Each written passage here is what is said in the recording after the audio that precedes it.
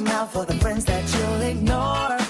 So go and smoke your veggies now, 'cause we gotta go to the Midwest Deacon Show. The sitcom dream on, burn it and shine glow.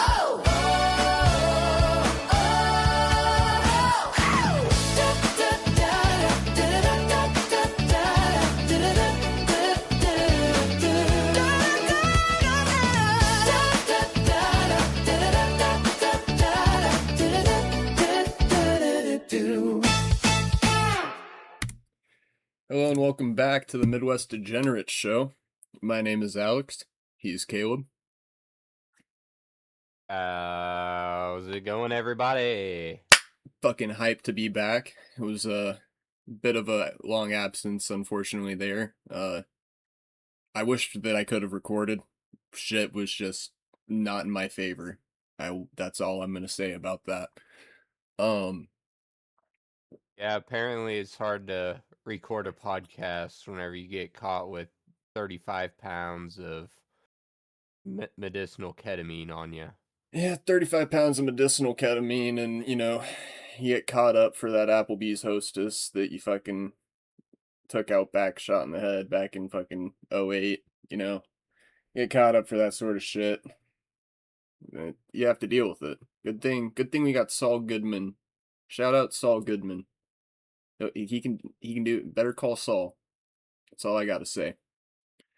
But we're back finally, and Wednesday episode, just in time for UFC card this weekend. I want to take a moment to kind of recap some of the shit that we've missed. Iowa had their big run to, what was it, Elite 8 or Sweet 16? Can't fucking remember. I want to say Sweet 16. I'm trying It's been a long week and a half of sports, especially with Major League Baseball coming back. It was Elite 8 because it was like a crazy, I remember now, they did Sweet 16 and that was like 99, and then they made Elite 8 and that was like fucking 80 something, like first time in 40 years. Shout out the Hawkeyes, man.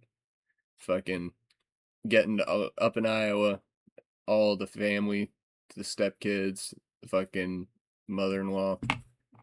They were loving the Iowa basketball that was going on in the tourney. I watched a kid that lived across the street go out after the game ended, for them to go to the Elite 8, sobbing his fucking eyes out, like screaming, crying, cheering because of how excited he was for them Hawkeyes.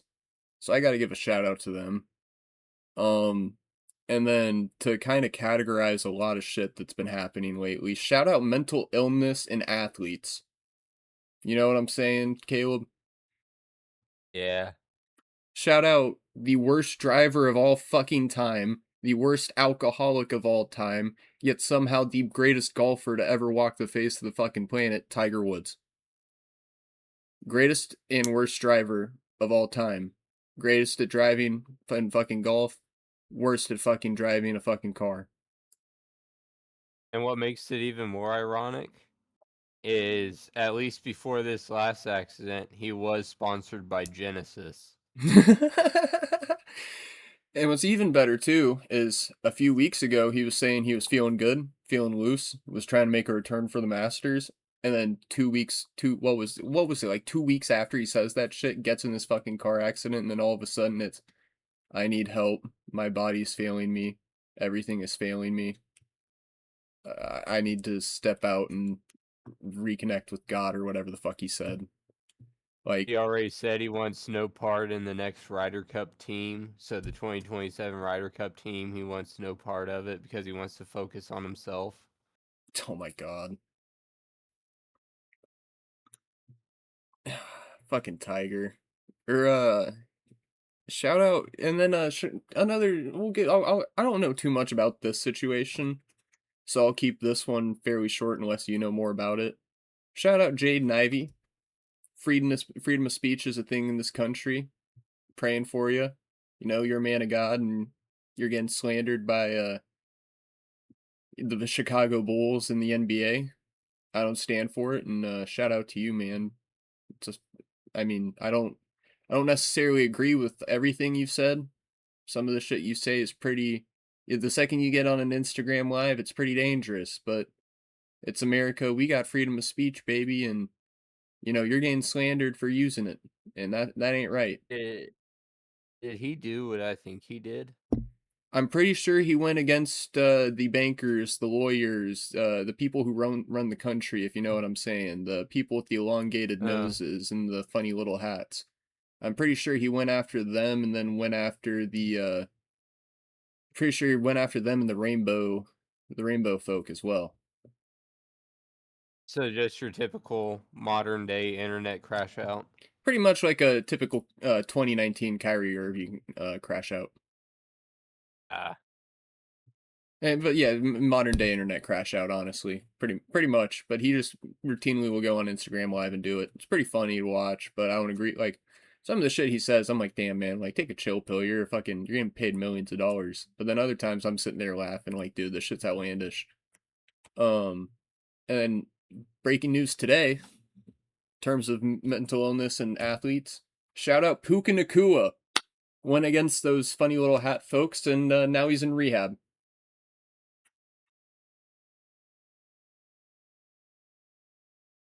Did you get a chance to see that one? I'd like to know the full story behind that one. I'm really intrigued there as to how he wound up in rehab. I want to know what he was saucing off of. Drunk. Oh, it was because he had a drinking problem or some shit. A woman in Los Angeles filed a lawsuit against Nacua, alleging he made an unprovoked anti-Semitic statement on New Year's Eve and later bit her on the shoulder. He was in rehab a substantial period of time before any of these allegations broke, and he's scheduled to be in there for a while longer. The lawsuit filed against Nacua cites gender violence, assault, and battery and negligence. Jeez. Last month, McCatherine said in a statement obtained by ABC News that Nacua denies the allegations in the lawsuit in the strongest possible terms, and that he has video evidence that underscores that the plaintiff's behavior and actions are inconsistent with the allegations being made. McCatherine said Nacua is going to rehab in an attempt to improve his overall behavior in every aspect of life. Isn't missing any OTAs. I don't know, man. The NFL has that zero tolerance policy, so even if it is just an accusation, I'd say he's still gonna wind up missing like at least a good 4 to 6 weeks. I think they put him on the blacklist, and hear me out, right? I think he goes on the commissioner's blacklist and is immediately reinstated before the season starts. They're gonna let him off with the fucking. They're not gonna. Well, I mean, maybe because he's being accused of anti-Semitic remarks, they'll go after him heavy. Knowing how the NFL is, they definitely would go after him heavy for that. But the woman thing, as fucked as it is, the NFL, it's proven time after time. You do that, you just get more of the limelight. OJ's in the Hall of Fame. At the same time, we still see, those guys getting, some sort of suspension, whether it be, back in the day, like weeks or fucking 4 weeks. Yeah. Or just play it off as he got injured, like Ben Roethlisberger.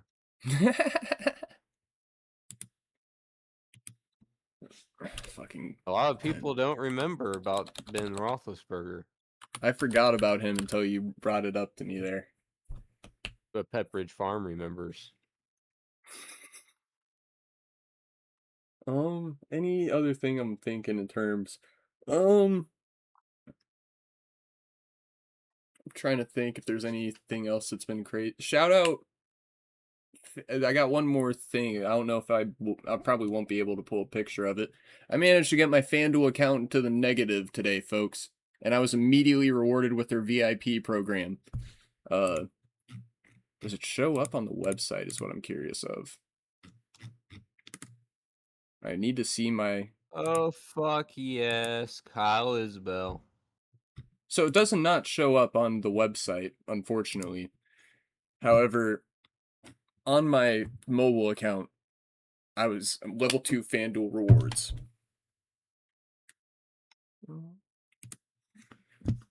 Yeah, so just kind of FanDuel either is making changes or I finally degened hard enough for their liking. Not sure which one it was. But we'll do Wednesday episode. We'll start. We'll do what we typically do. We'll just start with UFC picks for our fucking event here this weekend. Looks like one of those filler cards. I am not going to lie to you. I love Renato Moicano, Money Moicano. Fucking, I need the money. Bring me the money. Love that guy. Motherfuck. Love how he speaks. And also a short card too. I'm not gonna lie to you. I've been so busy this past week and a half. I haven't had a single fucking chance to pay attention to the UFC at all. Like I missed last Saturday's card.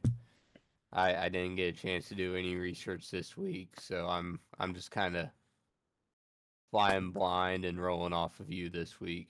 All right, I'll do my best to give you my advice or like advice picks, whatever. I will say that last card that we had this past weekend, what we would like if we would have done a pre-fight guide on that card, we would have called all the women's fights piss breaks, but the women's fights ended up being the most entertaining on the whole fucking card.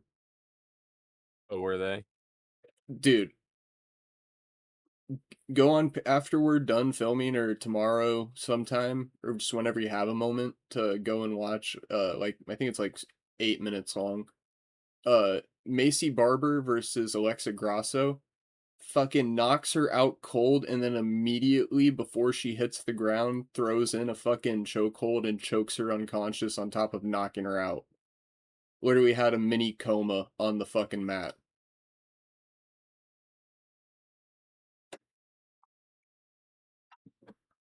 Fucking like it's worth checking out.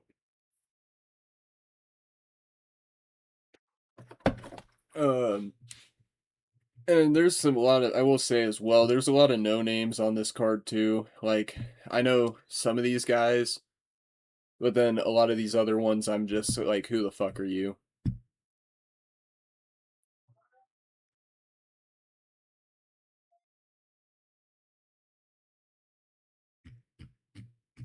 Let me see here. Yeah, and it's only 5, 9. Well, I guess it's 13 fights, but it feels, or it looks shorter than it normally would be. I'm starting off with the first fight on the card. I'll move more UFC prelims. Kai Kamaka versus Dakota Hope. Dakota Hope, UFC debut. Kai Kamaka 1, 2, and 1 in the UFC. Dakota Hope. Find out both of these guys are Americans at featherweight. Let me see. Dakota is coming off the regional scene out of Texas. I used to have a guy who was on the regional scene in Texas that I'd be able to hit up for fucking tips and shit. But he's a bit of a fucker. Really good, 1 loss in a decision. Hasn't been finished.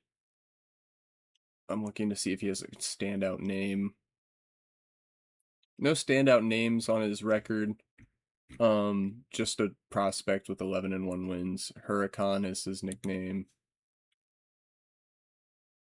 Kai Kamaka, 17. Oh, really only goes to decision.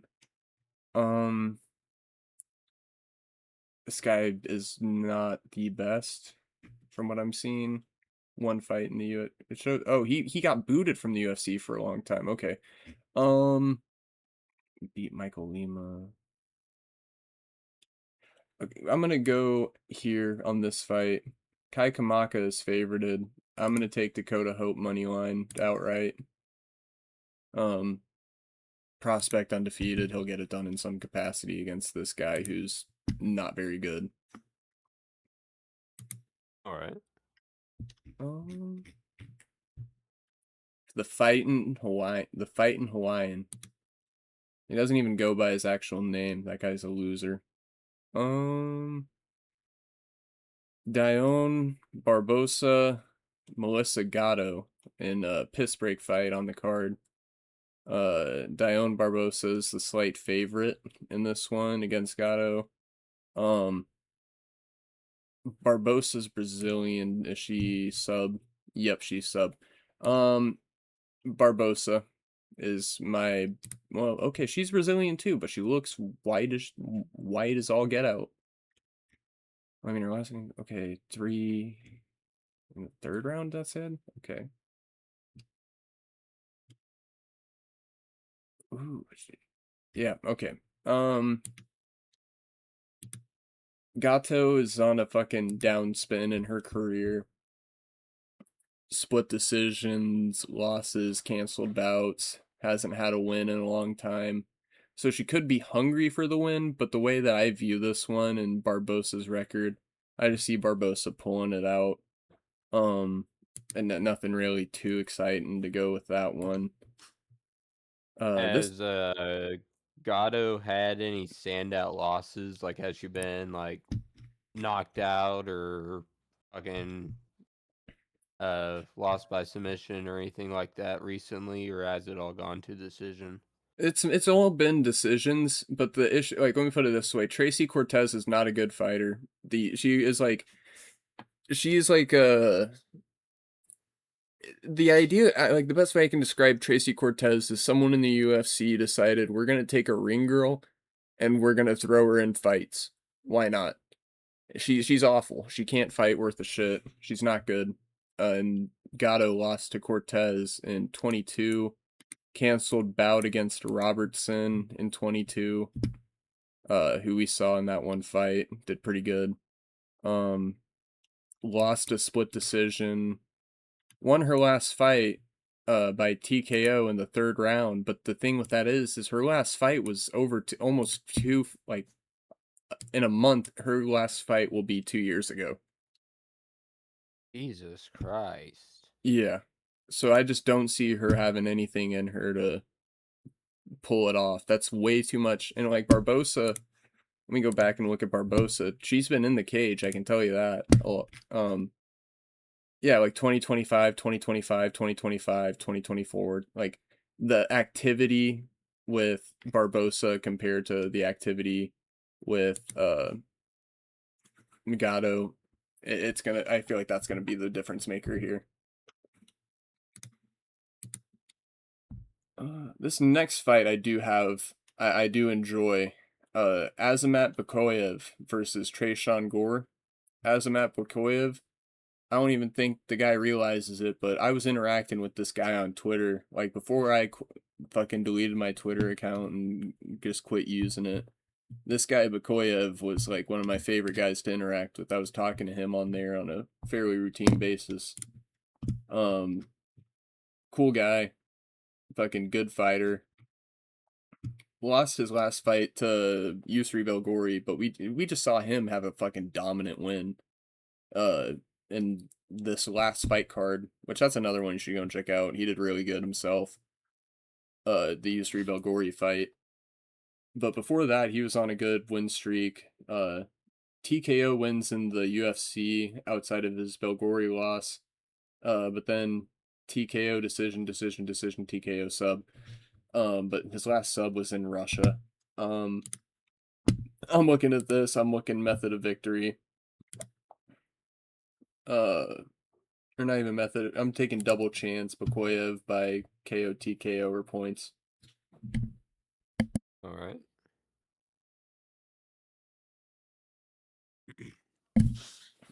Yeah, and Tresean Gore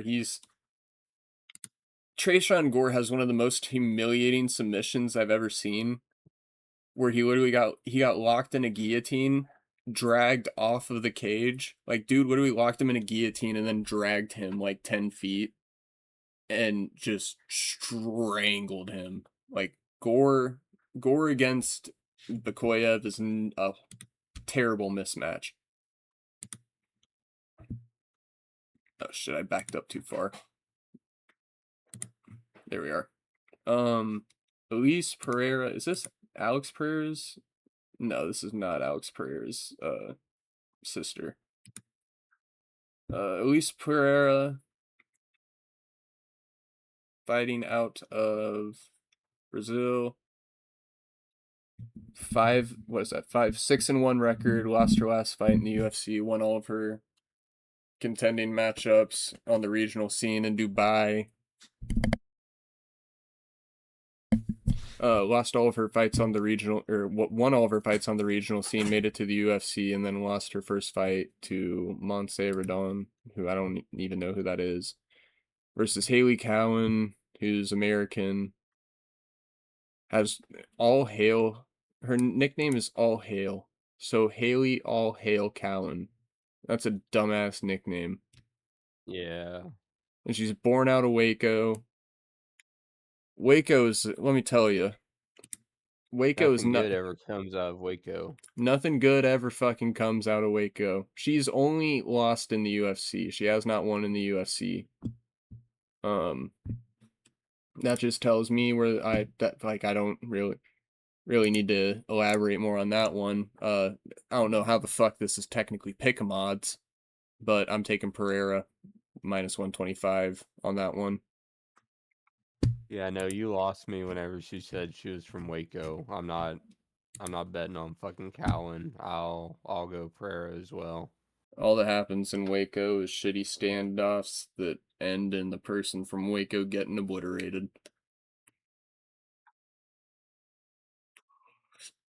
All right, next fight here on this card, lightweight matchup.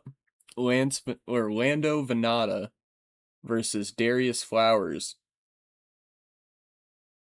4-7-2 for Vannata in the UFC.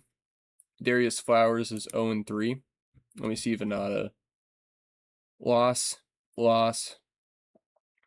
loss, win, loss, win. The way I'm looking at this is, let me look at the odds here. Yeah, I was about to say, Vannata is bound for a win. And Flowers is 0-3 in the UFC. I'm pretty sure he's one of those guys who just gets fed to Evan Elder, Michael Johnson, Jake Matthews. Yeah, Johnson's an old man. Evan Elder. I don't even know what the fuck happened to Evan Elder. No, he just hasn't fought recently at all. Jake Matthews. This guy's shit, isn't he? He's not horrible, but he's not great at all. Yeah, I think... Oh, but that decision... And he lost to him? Yeah, he lost. Oh, but he got to finish against decision. Okay, yep. I got my pick. Vannata wins. All right, just straight money line. I'm going to look at this and see. Win by decision. Okay, yeah, just money line because he's not consistent at all with how he wins his fights. Like, you look at his past 3 wins, it's a decision win, a submission win, and a TKO. And you look back in his history, he'll go on a 3-fight sub streak, a 3-fight decision streak, a 3-fight fucking KO streak. Win or loss. So, I just think Vannata is the pick there. Peterson. That name sounds familiar. He lost to somebody I know. Heavyweight fight. Went up one too many. Prelim flyweight action. These guys are randomly gonna throw fucking down for no reason. Alessandro Costa, 2-3 in the UFC. Lost to Alden Correa. Uppercut and follow-up punches. Damn. Kevin Borjas isn't. I'm pretty sure I bet on him to win recently and he lost, so I'll take that into account. Lost to Urseg. Urseg's good. Out in Korea, where's he at? He's moving up the rankings win streak. Yeah, I think. Let me take a peek over here at the other side. Stuart and Nickel fighting out of Aussie. Loss. Hasn't really He hasn't won a fight in the UFC. Yeah, I'm taking Alessandro Costa. Heavy favorite. All right, just straight money line. Do double chance let me, yeah. KO or on points. All right. I'll probably go back in later, or I'll double back on this later and fucking just do straight money lines on this as well, because I've noticed that I've learned from previous times that can lend us more credibility. Yeah. This next one though is the heavyweight fight. Thomas Peterson. This guy just looks like a beer drinking. Where's he from? Farmington, Minnesota. Oh shit. 7 KOs, 1 submission, 2 decision wins. He's lost by KO 3 times. Lost by KO 3 times, lost by decision once. He got TKO'd by Shamil Gaziev. What in the fuck happened there? Lost to Jamal Pogues by decision. Muhammad Usman beat him, or no, that was what it was. He beat Muhammad Usman. Okay. What I'm gathering from this guy is Thomas Peterson will lose to anyone half-ass. So let me see what Gullherme Pat has going. Well, I can tell you right now, this guy's shredded compared to the other guy. This guy has abs. 7-fight win streak. Well, that's including his amateur bout. Already had a win in the UFC by unanimous decision. Yeah. Gullherme Pat. Let me see how he wins his fights.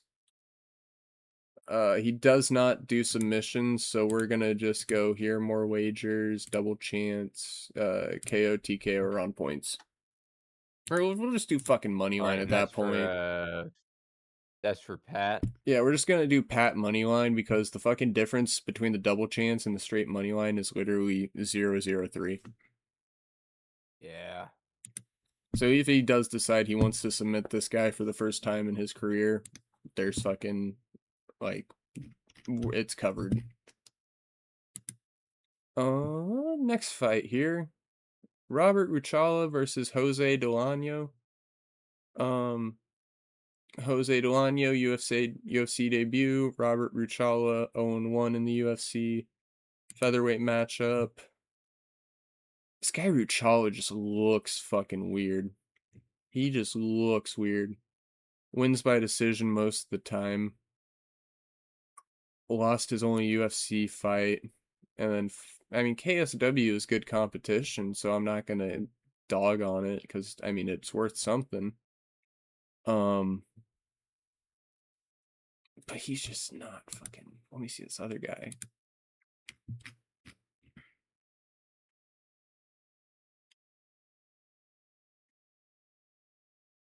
I'm just looking at these records, and this guy in MMA, any guy with the last name ending in the like sound of is a fucking. They're just crazy. They're way too good. And this guy beat not only that, but Abu Muslim Aliknikov. Was 7-0 going into the fight against boy Jose Delano, and Jose Delano fucking went, and how did he do it? TKO in the first round. I'm taking Delano in that fight. I don't think Ruchala's got that.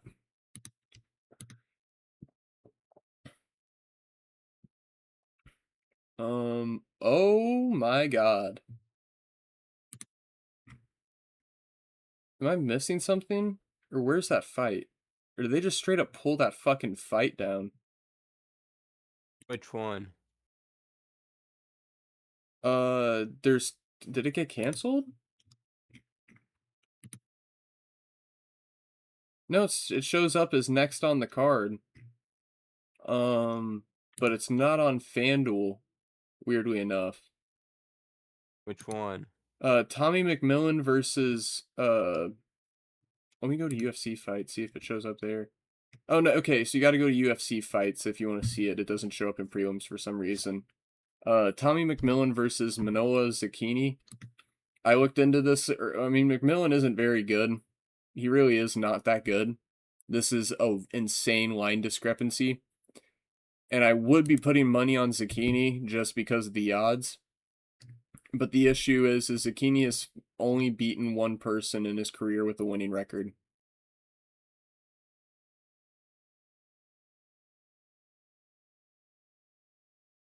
Like, this person, he lost, like, okay, no, he lost to that guy. Yeah, he's only, I'm pretty sure that was, like, the thing with this guy, is that he's only beaten, like, one, like, okay, 2-7, 6-6. Yeah, I'm taking, I mean, McMillan's gonna win, but I think method of victory or double chain. That's so fucking stupid. KO TKO are on points. Or this For guy's a McMillen. Wait, McMillan's a submission guy? Am I missing something? I thought this guy was like supposed to be like a fucking. You get a TKO? No, it's a decision. Decision, sub, TKO, sub. We're gonna do McMillan by submission or on points. All right. Because let me see Zucchini too. Does he, his 4 losses he's got? TKO, decision, TKO, sub. I'm gonna flip pick to TKO or on points. Zucchini has only got 1 sub loss, but he's got a few fucking TKO losses, so I think it's more likely for that double chance to hit than the submission one. So for the KO or on points. Yeah. This next fight we got, I think you'll love this guy. I think you will thoroughly enjoy this guy. Ethyn Ewing. 9-2 record. His name is the Professor Finesser, or his nickname is the Professor Finesser. He showed up 2 days. Let me see. Let me make sure I'm right.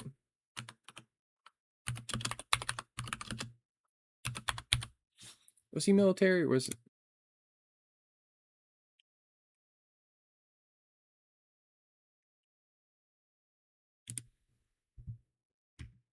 I can't remember if it was either him or somebody else was a Marine. I could be, maybe I don't remember what this guy's fucking deal was. Maybe he was a Marine, but this guy, he fucking showed up 2 days notice, and then some guy that was projected to win by like, he was like a plus 1,000 underdog, and he just fucking went to decision with the guy and beat his ass and won. And that Malcolm Wellmaker, the guy he beat, was a super high tier prospect. To where I just think Ewing is gonna beat Rafael Estevam. Do we want to stick straight money line, or do we want to go with double chance or anything like that? I'm just gonna stick with straight money line on this. If anything, you could do him by points if you wanted a plus play. Cause he was like, he's good, but he didn't like he went. Let me look at this again. Well, no, he typically gets finishes actually outside of the UFC. I'd still stick with straight money line just because he's another one of those guys where it's like TKO sub, TKO sub, TKO sub, decision, TKO sub. If anything, if you wanted a double chance, honest to God, if you wanted any sort of double chance, like on a separate parlay, I would do him by finish. Just like a double chance him by KO or submission. All right. I might do that. This next fight, I don't know what the fuck I'm looking at. You see these odds? Yeah. I know I'm going to put in a solo bet on it. I will be too. Abdul Rahman Yakiev. I think I got that right. One fight in the UFC. Won that shit. in 30 seconds by rear naked choke. Decent contender series fight, won by TKO 30 seconds into the first. Oh, it's one of these guys. Let me look at Ribeiro. I have a fun bet to put in. 5 losses. All of his TKO losses are in the first round. 1 sub in the first round. 2 decisions. What is the line on this fight to not go the distance? God fucking damn it. Yeah.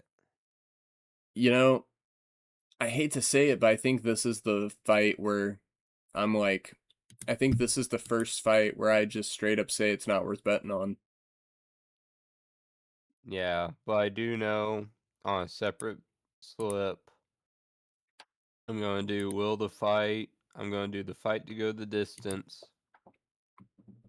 I'm going to do Brinson Ribeiro. I'm going to combine the two in a parlay. Hell yeah. That's a good After we slip. get done with this, after we get done with the main slip parlay, I'll come back through and put it together and let the people know what it will pay out. Hell yeah, dude. Getting on to, I think this is, well, I think that was start of main card. Yeah, they were already on the main card. The Ewing fight was the first fight on the main card. Or no, it says, this card's all fucked up. There's like 6 fights on the main card because the fucking undercard is so short. Co-main event now. Virna Jandiroba versus Tabitha Ritchie. Jandiroba has been on a fucking burner. She is a insane lazy eye, the likes of which I've never seen. Okay, let me put it this way. Jandiroba lost her last fight, but before that she was on like a 5-fight burner of just decision, sub decision against top-tier opponents. Across the Angela Hill's really good. Marina Rodriguez is not bad at all. Lupita Godinez is pretty good, and then Amanda Lemos is a solid fighter, as well as Yao Jinyang, or Yao Jinyan. All those are pretty good fighters, and she has wins against all of them, only losing to Dern, who I think Dern is in line to fucking go for the title next. Could be wrong. Yeah, she's number one ranked. So I don't see that as a bad loss for her. Richie, TKO, yep. Lost to Yao Jianyan. Jandiroba beat Yao Jianyan. That's the difference maker. You beat the Chinese person, you get my pick. All right, so we're going Jandiroba there. Absolutely. And then on to our just straight money line. Just straight money line. If anything you could do for like double chance, by sub or on, no, it's too fucking, it's higher than the straight money line pick. That's retarded. Main event here. Chris Duncan fighting out of Scotland. He's on a pretty good, oh damn, yeah, he's on a good streak here. Beat Jordan Vucenic, who's a very good regional prospect. Mateus Rebecki, who's really good. Beat Terrence McKinney, who I really enjoy. Bologioki. I think he just fucking won, didn't he? No, he lost. That was right. He lost. Overall, he's got a pretty good fight record going for him, Chris Duncan. Moicano as well, though. He's got a pretty... Moicano has only really lost to, like... Shit, my bad. The only thing with Moicano that I can dock him on is he lost to Islam. Or... Okay, that's grappling. No, it's not. What? How the fuck did I miss him losing to fucking Dariush? Shit, man. I don't know now.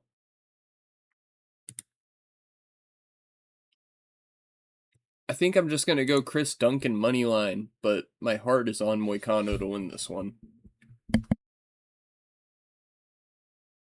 Do you think he'll go the distance, or do you think they're going to keep it inside?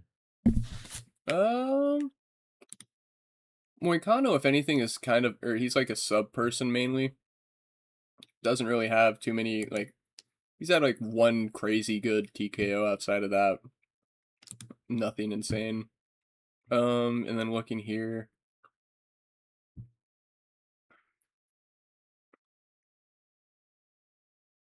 With how he wins by, okay, Chris Duncan, if anything, it looks like he's winning by sub most of the time. Recently, like since he got into the UFC, it's decision and submission wins. Moicano has really good submission game. I'm going to double back on my Chris Duncan pick, and I'm just going to take will the fight go the distance? Yes. All right.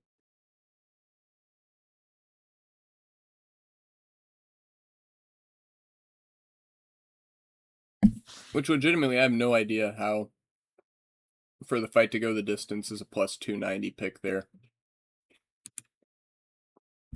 Yeah, I'm submitting the slip now. Total odds for that 12-leg parlay come out to plus 139,085. $2 Yes, sir. will pay out 2,200. I'm sorry. $2 will pay out 2,781. Fuck.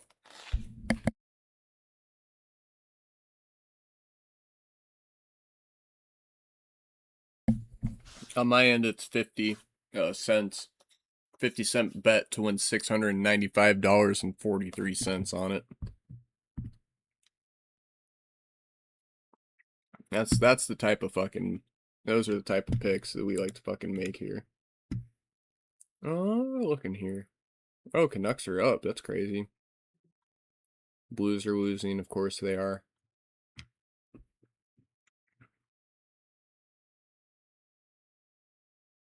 I need Jokic to pull 11 points out of his ass in the fourth quarter. And then I need Wembanyama to get 6 more points, and my NBA slip will hit. That's all I need. I was just looking at that because I fucking need it. I need to win to be able to fucking bet more right now. But got all those. I'll read through that there for our viewers. 12-leg, Dakota Hope money line. Is that Dione? Yeah, Dione Barbosa money line. Azamat Bekoev by KO/TKO around points. Elise Pereira money line. Lando Vannata money line. Alessandro Costa by KO around points. Gullherme Pat by his money line. Jose Delano money line. Tommy McMillen by KO/TKO around points. Ewing, Virna, Jandiroba money lines, and then the fight for Renato Moicano to go the distance. I'm gonna clear that out. What sport do we want to cover next here, Caleb? Got a lot going on. We can go into baseball. I am down for that. Real quick with that bet I was telling the people I was going to put in with the Riviero money line and the fight to go the distance. Odds for that 2-legger come out to plus 2506. So $2 will turn into $50. And that was Ribeiro and who else money line? That's just Ribeiro money line and for the fight to go the distance. Oh shit. That's a heater.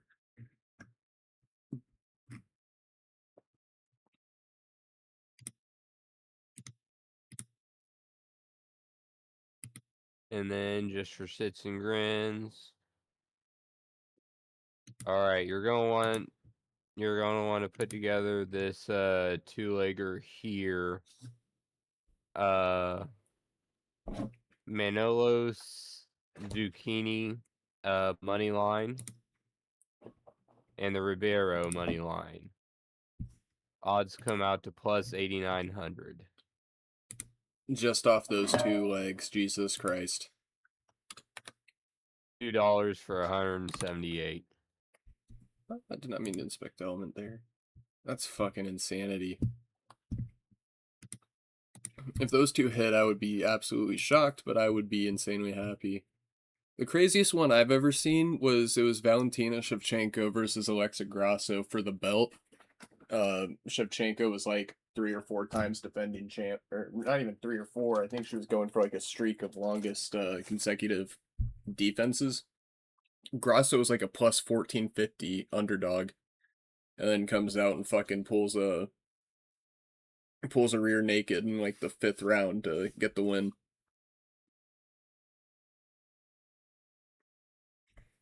Oh shit. Looking here, we kind of got a shorter slate for tomorrow.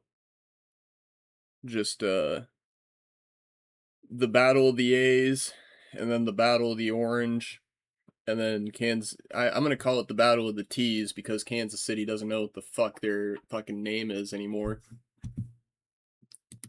I guess we'll kind of start here with the Royals since that's our first matchup we got tomorrow. Also, sidetrack on baseball. How do you feel about the City Connect jerseys? I kind of briefly mentioned it there with the Royals, forgetting what their fucking name is, like, you know, Royals. Yeah, I'm not a fan of it. I'm really not. I was hoping they would kind of stick with the same kind of color scheme that they had with the last City Connect jerseys, just like a different design, like switch it up a little bit. Maybe a bigger fountain on it than what there was. But this one I'm not a fan at all. It doesn't even really match the colors. The colors don't work for the Royals, you know. I mean, blue and gold to fucking what, purple and light purple or Rainbow. pink. Rainbow gradient. Yeah.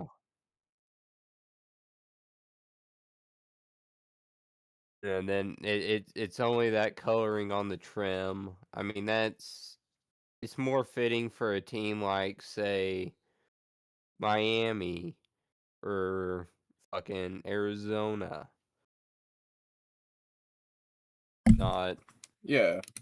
Not fucking Kansas City. One of those teams that already has a lot of fucking wild colors going on. Yeah. Like Arizona with their purple and white alternates. Purple, green, and white alternates. Love those.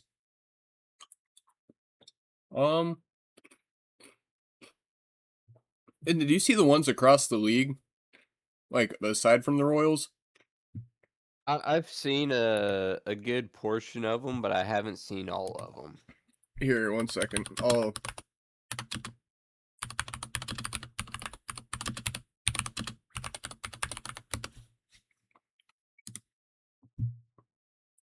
Please tell me it has a picture of all of them. Yeah, it does. This will they'll probably get mad at us, but they can fuck off. I'm sending it on Discord.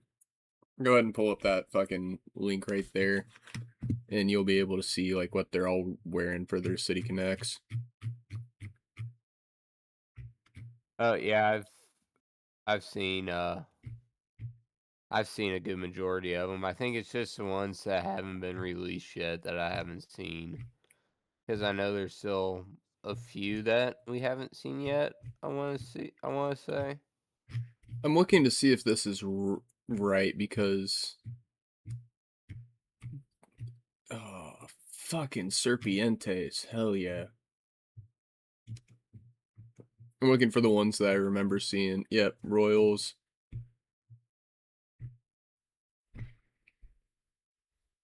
Padres have a pretty cool one, I'll give them that.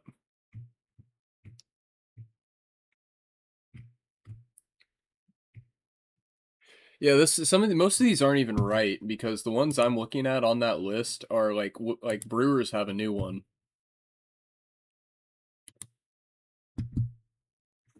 That's an old article.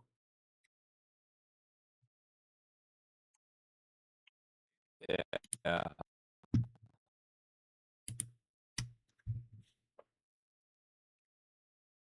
Dude, I never realized how in-depth some baseball fans are. I am staring at a list of somebody made a fucking map of every jersey that a team is wearing each day.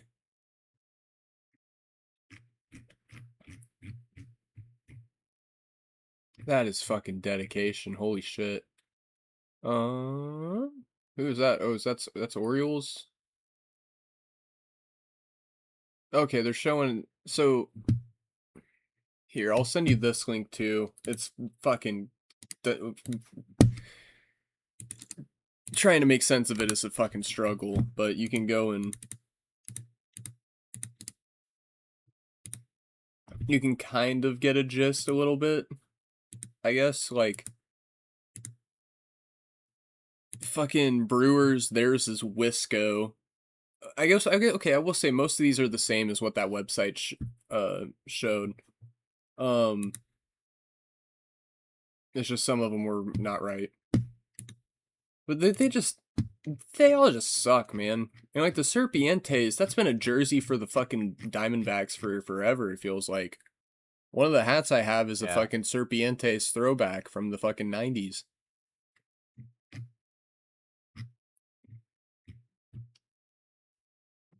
New York is just gray and white pinstripe. Couldn't tell you what the fuck I'm looking at with Miami.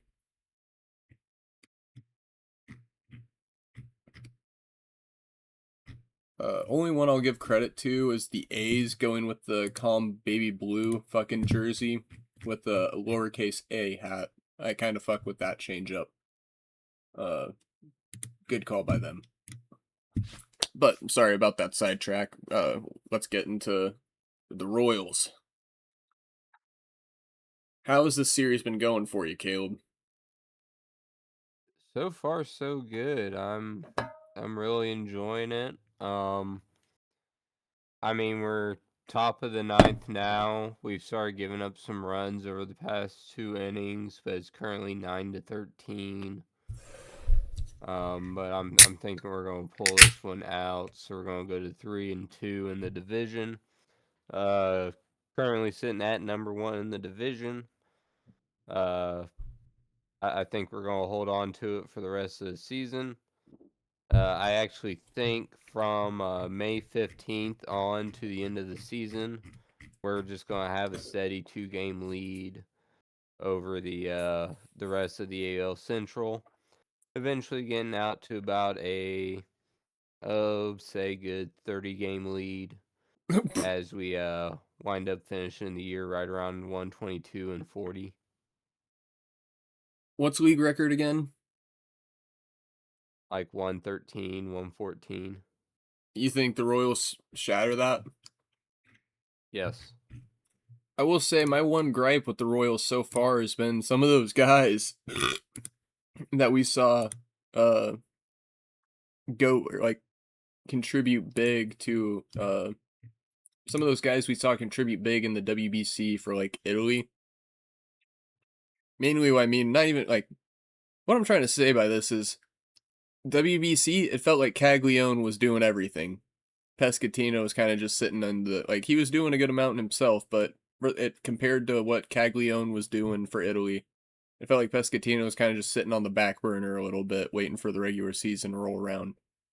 Whereas now that the regular season, did he homer today? Caglianone went 4 for 4 with a hit by pitch today. The one time I don't bet on the motherfucker to do anything, he fucking does something.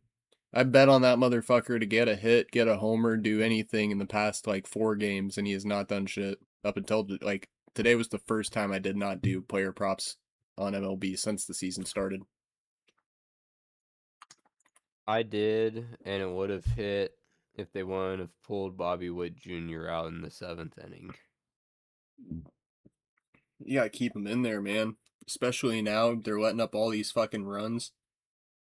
Got fucking run. I can't watch it right now because the fucking blackout, but they got a runner on first. I mean, fucking Twins got a runner on first. The last thing you want, I mean, odds just literally shifted from fucking plus 4,000 to plus 1,700, just like that. They're bouncing around, but I'm noticing we have, is this A team that's going tomorrow? Which one, Atlanta? No, like like KC is their A team, the team that's running it tomorrow. Is it their B team? Based on what the lineup I seen, it's going to be the A team. Uh, I'd say unless we go out to a lead like we had earlier in the game today, I don't think we'll be seeing the B team at all. Just starters all day. Yeah.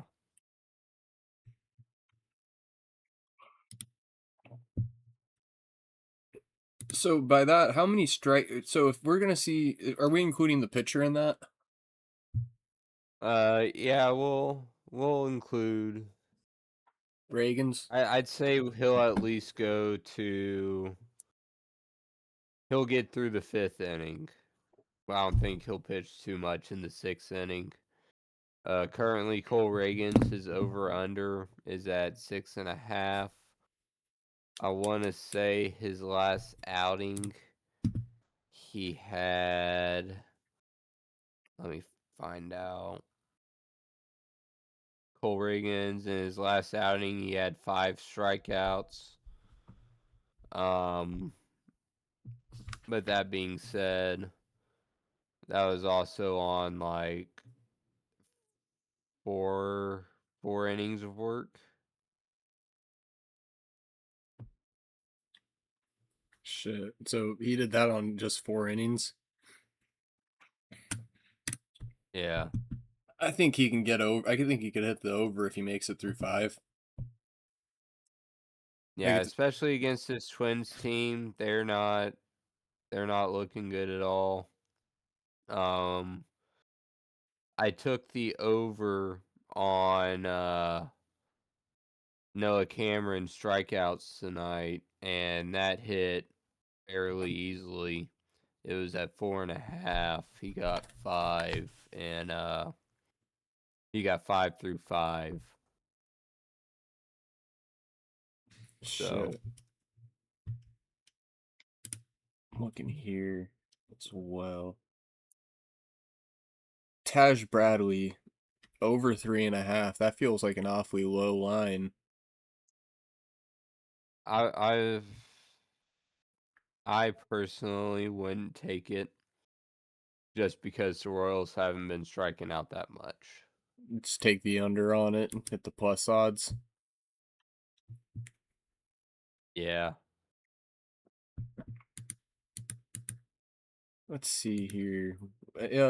Any player props that are standing out to you for tomorrow's game? For tomorrow's game, in my slip, I have the Royals to cover the spread at -1.5.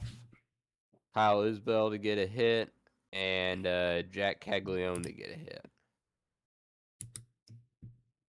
Who's up to record it? Go Kyle Isbel to record a hit, and then who was the other person to record a hit? Jac Caglianone. Jac Caglianone. You think he's starting to come into form as the season is starting to progress a little bit? That, and I'm not impressed by this Minnesota pitching staff. Hmm. They I haven't mean, they haven't demonstrated anything so far. I have a feeling there's a very good chance we could see them finish below the White Sox this year in the standings for the American League Central. I will say, man, if I keep betting against the White Sox the way I have been day in and out, man, they're gonna end up being the most successful team in the fucking MLB. Let me tell you. I've been fucking betting every time some team plays them. Like Brewers were doing it pretty good, but fucking maybe I'm thinking Rockies. No, I'm definitely thinking White Sox. Who they beat? They beat someone today bad. Miami. Yeah, what was the final score on that fucking game? I know yesterday, the last I had checked, it Oh, was like 9-4. oh yes, yeah. Yesterday was the bad one. Today, Miami got their payback in 10 zipped fucking Chicago. Jesus Christ. I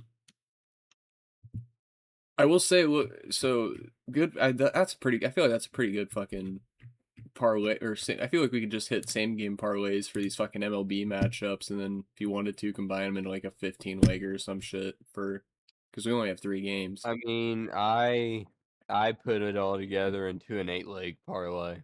An 8 legger. Yeah. I know a little bit more about like I've been to a lot more Diamondbacks games than anything, so I'm able to, or I know a smidge more about this team than fucking some of these other ones. Uh,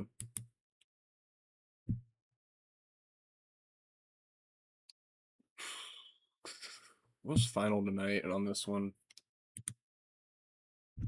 It's fucking Diamondbacks game. Oh, it's a different team. They're going to a new series tomorrow. That's right. Yeah.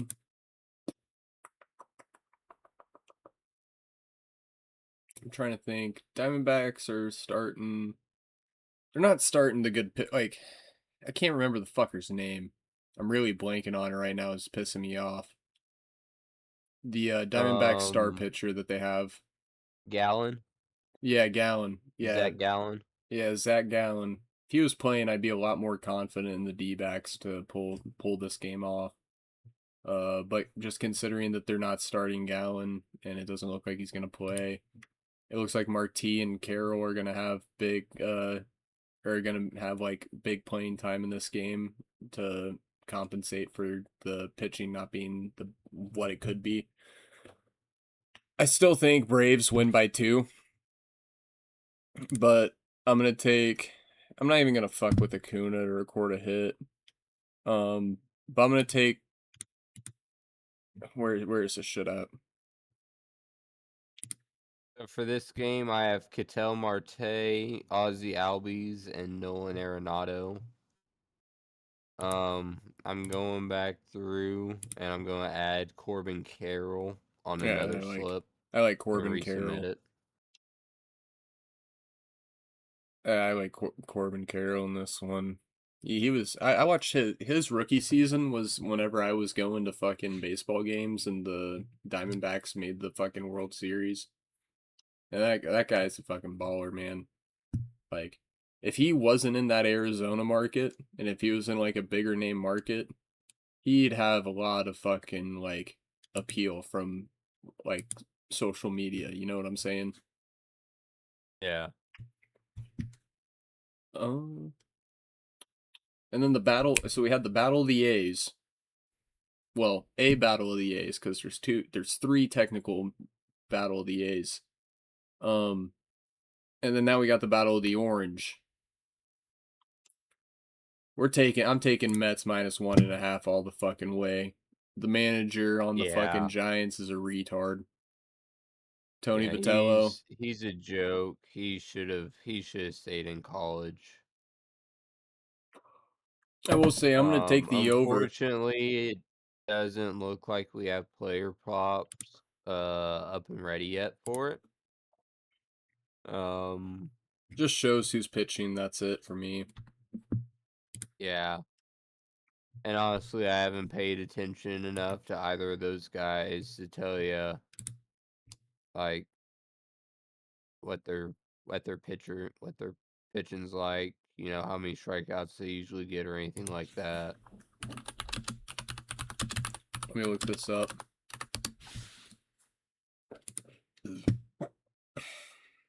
Mets are 3-3.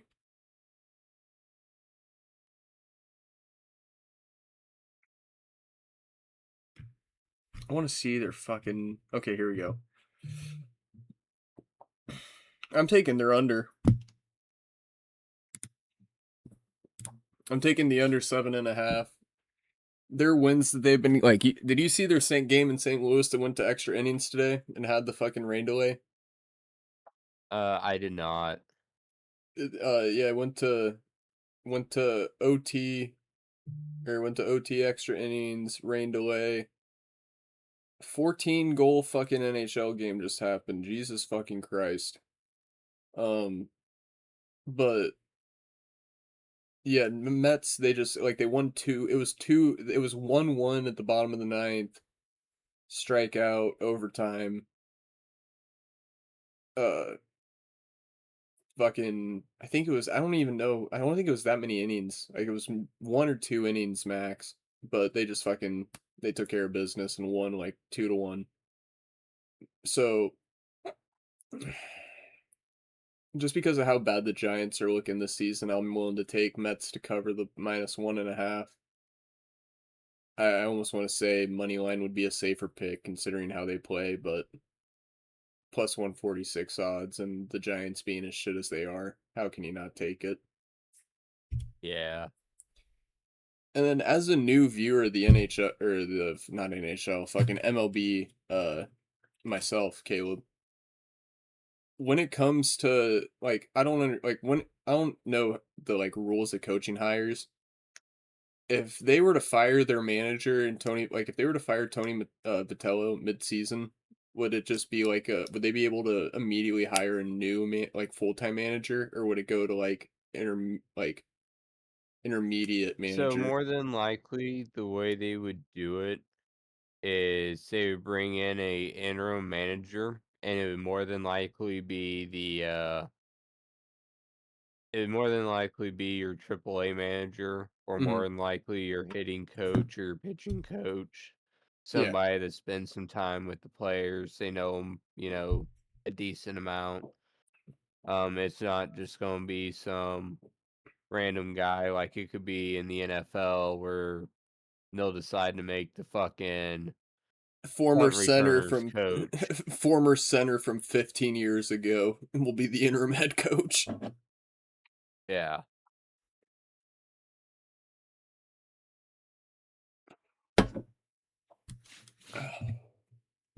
No, I have Mets. I'm gonna do a slip. I'm gonna go to I have double free play at the casino because me and my fiance, we both have our birthdays in April, and casino gives free play on your birthday month, and then we also have Easter going on. So she's super excited to go to the casino this weekend, and I'm in turn super excited to go to the sports book and bet on fucking baseball. I'm gonna put a bet in on the Mets to make it to the fucking wild card round or be a playoff team, if I'm able to. I wonder how the odds are currently looking Oh, never mind. They're too high of for odds. the Royals to make the World Series. Um,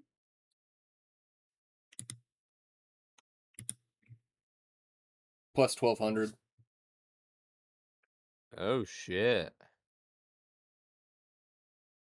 You think they make the Dodgers Invitational?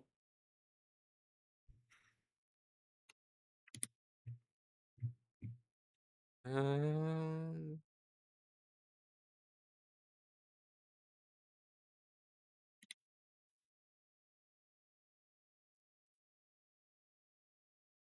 let's see here.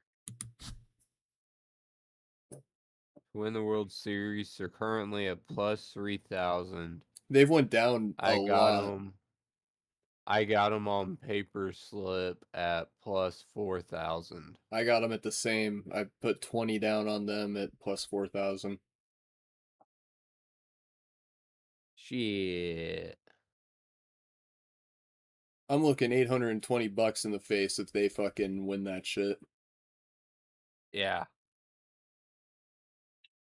I'm telling you. This is how it's gonna happen. It's deja vu. So opening day, I was there. I was there this year for opening day. The Royals played the Twins, the Minnesota Twinks, and they won 3-1. Is that how they played in 2015?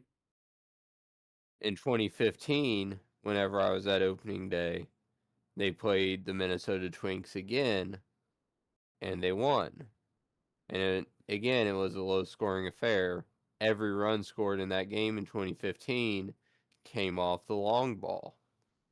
Shit. Every run scored in this game on Monday Long ball? came off the long ball.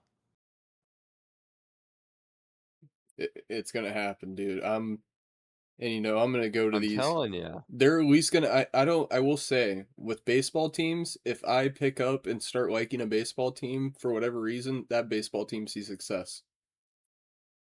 With football too, I'm telling you, like, did I ever tell you the story of my affair with the Tampa Bay Buccaneers? No. I got so pissed off at the Cowboys after the 2019 season where Zeke got suspended, Dak got hurt. We had fucking Ben DiNucci at quarterback at a point in time. Just a shit season. I was so pissed off at him. I told all of my friends in the group chat in high school, I was like, I am putting down the Dallas Cowboys for next season. And next season, I am a Tampa Bay Buccaneers fan. Before Brady, before Gronk, before any Bruce Arians, before any of the, literally, I was doing that based off of Jameis's 30 for 30 season. That's why I decided to pick up the Bucks. And then that offseason, Brady, Gronk, all the acquisitions, Super Bowl run, they win. And it was the most bittersweet feeling of all time because like I'd been rooting for those guys all season, but at the same time, why couldn't it have been the fucking Cowboys? And Diamondbacks, pick up the Diamondbacks when I moved to Arizona, go to like 4 or 5 of their games. Next thing you know, they're beating the fucking Dodgers, making it to the World Series.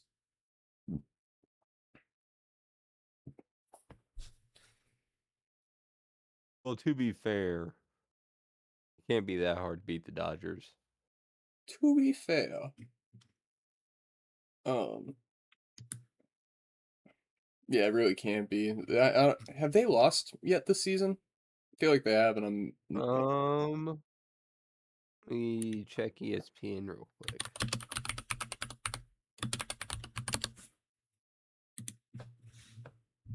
yeah. They lost their last game against the Guardians here today, I think. Yeah. Yeah, lost 4-1 against the Guardians. Lost also against the Guardians. Swept the Diamondbacks, but that's fucking like division rival. They got played the Nationals in DC this weekend. The thing that the Dodgers benefit from is they have all that money to spend on the talent, but then they also just are playing such a fucking weak division. Yeah. Like Rockies, Padres, Giants, bro. Am I wrong on that or is it? Yeah, no, it's Giants. Yeah, no, that's a fucking awful division. I'm honestly giving that to the fucking Nationals in their next, like when those two teams play on Friday. Yeah. Because I mean, you look at who the Nationals have in their division, fucking Miami, Atlanta, Philly, New York, That's tight compared to competition. Arizona, San Fran, Colorado, and San Diego. Yeah, the Nationals are playing. They're 500 with a tight ass schedule. The way I see it, I see them going to. I think they go 2-1 in this series. If there is a game that they're gonna lose in this series, this would be the one. Or no, I won't even say that. They're gonna. The way I see it, they win this one, lose the next one, finish the series against the Dodgers 2-1, win the final game.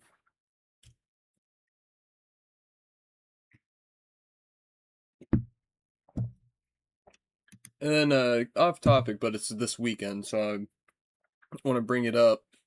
We have KC and the Brewers playing this weekend. I'm gonna be at that fucking game. 100 per wait shit. Yeah, I tried getting to go, but other things came up. Or let me see. No, is it? All right, Royals are going to be underdogs. Take the Royals to win. You got Seth Lugo taking the bump for the Royals. 1-0 record, 0 ERA through 6 1/3 innings pitched. 21 ERA is 5 bad, hits on right? 3 strikeouts. Yeah, well, look at the innings pitched. Your ERA, that's off of fucking per 9 innings. So you break that down over the course of 3 innings. He gave up fucking Three innings is what this guy's pitched so far. yeah, he was averaging, I want to say, like 3 runs an inning. Or not the fucking or shit, I'm not gonna About be two able and a to half, 3 runs an inning. fuck. I just realized it's Easter, so I'm gonna have to be with the kids. It's the weekend after that I'm gonna be able to go to a game. They're in fucking KC. They Go to are the one on Sunday because I will be there. Sunday the 12th against the White Sox. Yes. I'll go to that one. You don't gotta tell me twice, brother. Boots And on the it's ground. motherfucking Paw Patrol Day. It's Paw Patrol Day. It's Paw Patrol Day.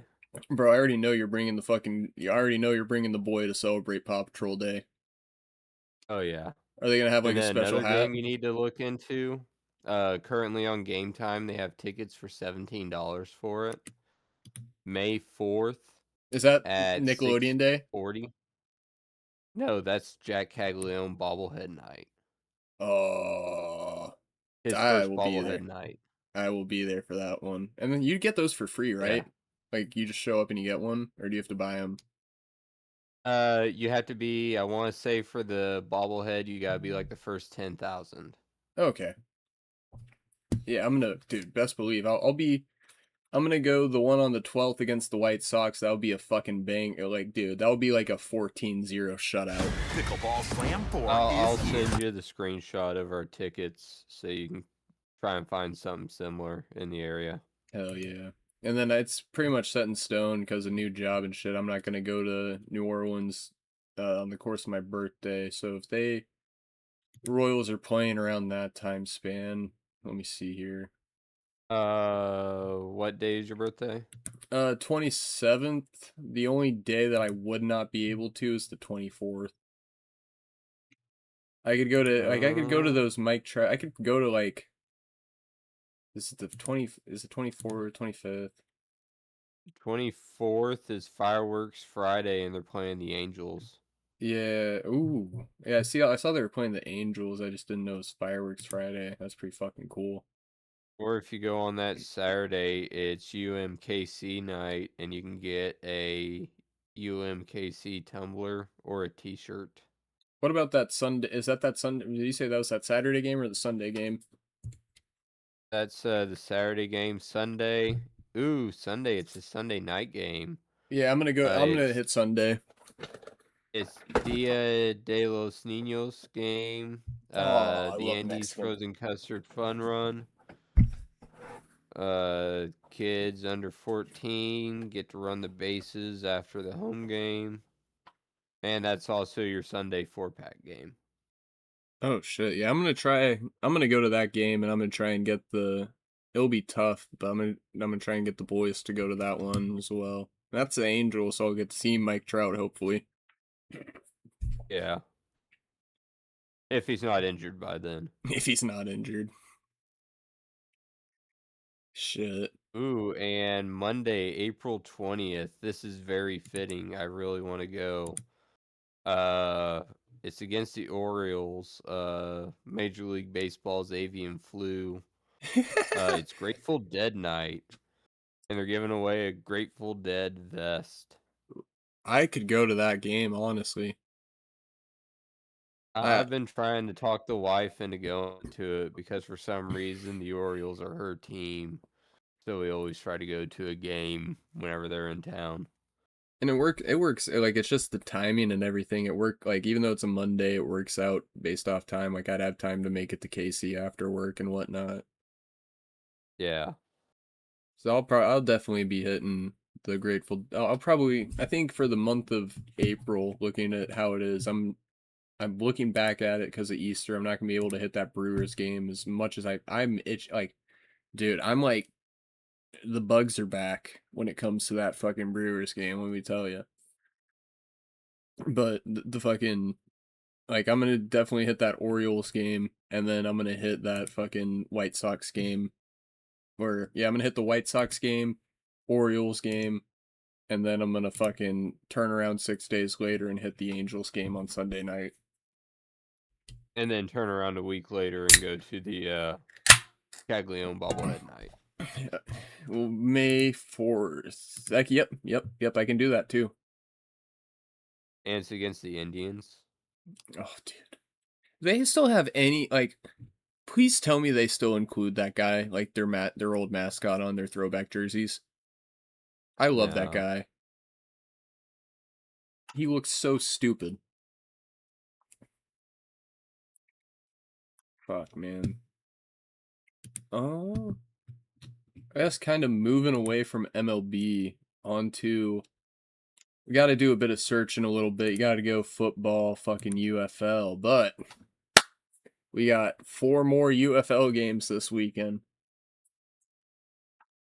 These, oh boy, oh boy. Did you watch any of the games of that last weekend? I did not. I was busy all weekend. Gotcha. Battlehawks. Well, let me read through the baseball parlay or our baseball picks real quick, just so I don't forget them. 3 games tomorrow. Braves, Diamondbacks. Braves -1.5. Marte to record a hit.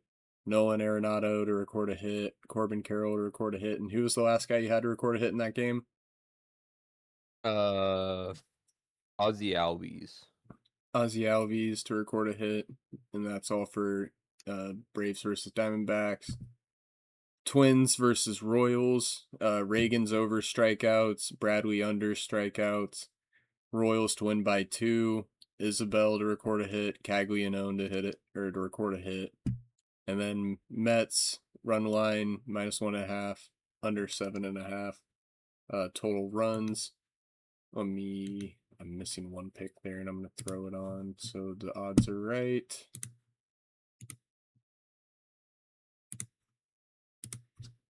$0.50, or I'll do straight dollar for fucking $1.60, or odds 65,604, $1 to win $656. That's a good fucking bet. But back to UFL. We start out Friday night. I don't like how they scatter this. The way they scatter it is fucking stupid. I don't know why there's a Tuesday night game.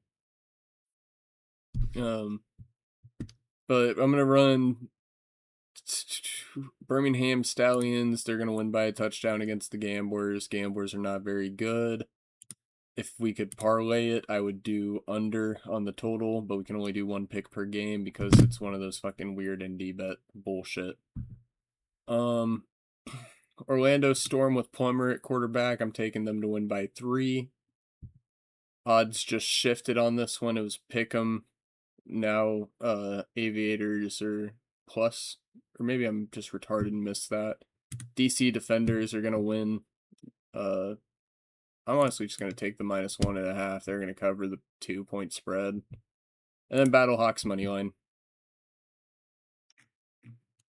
That 4 Right. Battlehawks, they won their first game as underdogs. People are sleeping on them. They don't recognize what the Battlehawks are bringing to the table this season. Battlehawks also just announced a fucking toasted ravioli chocolate milkshake available on game days in the stadium. That's what I said. I'm going to need to get to a Battlehawks game. Nah, this next game I go to at Kaufman, I'm getting that motherfucking s'mores quesadilla. I'm not going to lie. There's one game this season I will spend most of it just walking around the stadium trying all the food. I need to make sure that it's a game where I just know the Royals are going to win, so I don't really care about watching it too much. Probably that White Sox game. Probably. And that would make the fiance happy.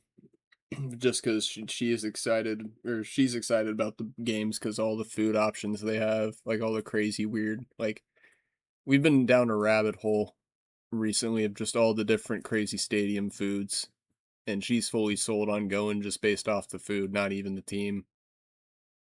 So one thing you have to get her whenever you take her to Kauffman Stadium. Mm-hmm. Over, I want to say it's outside of section 215. There's a cart there that's selling chocolate-covered strawberries and fucking pieces of fruit and shit. She would fucking love that. Get her one of those kebabs. It's worth the money, and you'll earn some brownie points with her. Hell yeah, dude. I'll take any brownie points with the lady I can get. What was I even thinking? I don't know why DC to vendors spread is so close. I guess they see that one as pick'em odds, but defenders won in a pretty clear fashion in their last matchup. Kings played close, but no cigar, and they're playing Jack Plummer, so shit out of luck. Sorry, bud. And Stallions.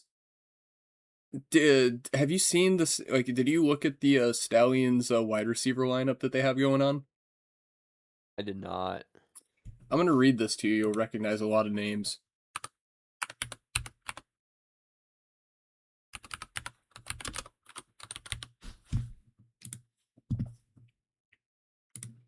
All right, so the roster for the Birmingham Stallions coming here.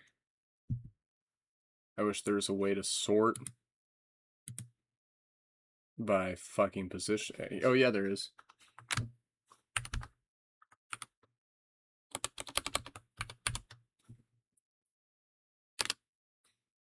Okay, so Jabre Barber. I'm just gonna have to go through everyone on the roster. Jabre Barber, Dion Kane, Dawood Davis, which I don't recognize any of those guys. I feel like those are just backups. It's their wide receivers. Jaden Mickens, John. Okay, yeah, these are the ones. These are the ones. Justin Ross, John Ross, and Laviska Chenault Jr. and Marlon Williams.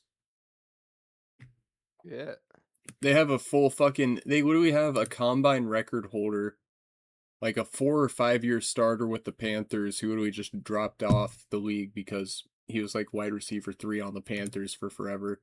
They just have an insane fucking like lineup going for them. That's why they're the fucking heaviest favorites to win the whole fucking shebang.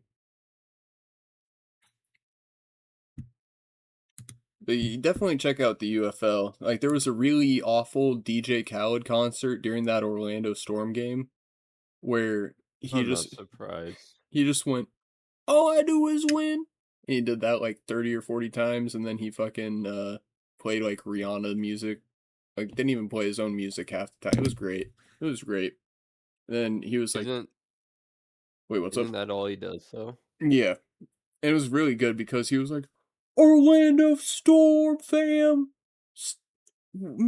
Like, he said some shit like, at this next part, sing if you can hear me. See if you represent the city. And then it was just dead silent. Just crickets. No one gave a fuck about it. It was great. That's the boy DJ Khaled. Good old Arab attack. Arab attack, suffering from success. What do we got? Well, do we have? I'm trying to think. Final Fours before our next fucking. Yeah, Final Fours Final Fours on Saturday. It's to where we could cover it. Wait a minute. Oh, that's like possible matchups. We have. We'll be filming most likely during the national championship for college basketball. Next Monday. But we got the Final Four on Saturday.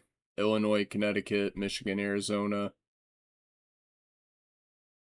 Arizona's dogs in the matchup against Michigan, and I honestly have Zona pulling that one out. And then I have UConn winning as well. I'm gonna go and put like $15 at the fucking, like, I'm gonna go to the sportsbook and put like $15 on that. I'm not gonna lie. I think that's like the safest plus odds parlay I've ever came up with. I'm sorry, what was it? I got. I'm not gonna lie. I'm high and I got distracted. Bro, don't even fucking trip about it. UConn and Arizona to beat Arizona to beat Michigan and Connecticut to beat Illinois in the Final Four.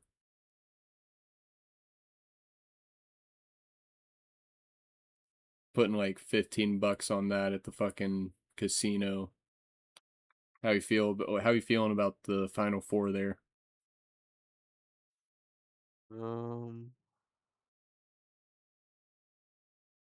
So I'm sorry. Again, it's Illinois over Connecticut and Arizona over Michigan. Arizona over Michigan and then Connecticut over Illinois. Okay. And you're allowed like at this point in time you're allowed like 10 fuck ups, considering I think in all but like 3 or 4 episodes of this podcast I've just completely like blanked for like a minute straight in every episode. Yeah.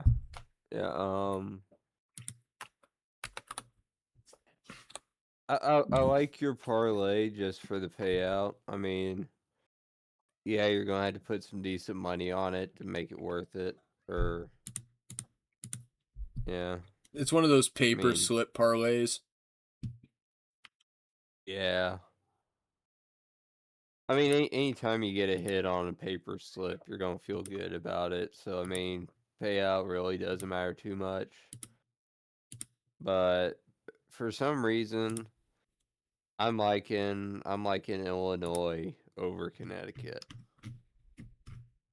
Ugh, I just watched that Iowa game, man. Like so I know you said like you've been distuned from like UFC, you weren't able to watch UFL. Like, were you able to tune into those basketball games at all? I was paying attention to like the fucking score tracker and shit. Did you notice Like anytime like a lead or mm, something got like too close or like got spread out, I was yeah. getting notifications of it. Did you notice that it like so Iowa pretty much the entire like Iowa immediately pulled out against Illinois. The best way I can describe that game was ref ball. Just pure and utter ref ball. Iowa was leading, like Iowa got first half money line. They hit first half money line. They immediately like within the first 3 minutes of the game, it was 12-2 in favor of Iowa. Immediately got the early up 10. I'm sorry to interrupt you, but we have some serious breaking news here. Regarding the CBA, our Lord and Savior, the Chinese Basketball Association. Man, fuck American ball. We got Chinese ball. What's breaking news here? Someone signing? The Nanjing Monkey Kings have signed rapper J. Cole to a contract to play basketball for them. Nanjing money, and you know who has a game tomorrow at 6:35 in the morning?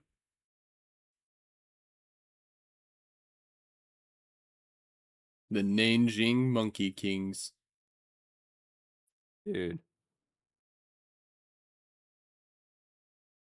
Do you remember his stint with the Rwandan basketball team though? I do not.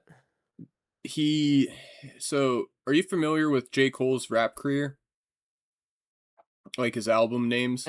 Yeah, for the most part. So J. Cole dropped his album The Off Season in like 20. Here, let me just go to Spotify and look this up. J. Cole, let me look at his albums. I don't give a shit about his new album. So he released fucking KOD, his album in 2018. He released that, and then after his album KOD, he released The Off Season. And after KOD, he had like what he called his off season, where he just went and played basketball instead of rapping. And he made an album about it afterwards. But he played for the Rwandan basketball team, and yeah, I'm looking up his stats. He played for the Rwanda Patriots BBC in the inaugural 2021 Basketball Africa League Ball, recording a total of 5 points, 3 assists, and 5 rebounds in 45 minutes across 3 games.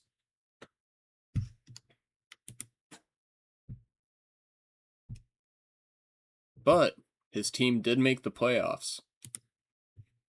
Despite him barely playing, his team did make the playoffs. So I do feel like that is something we should take into consideration when picking in favor of Nanjing.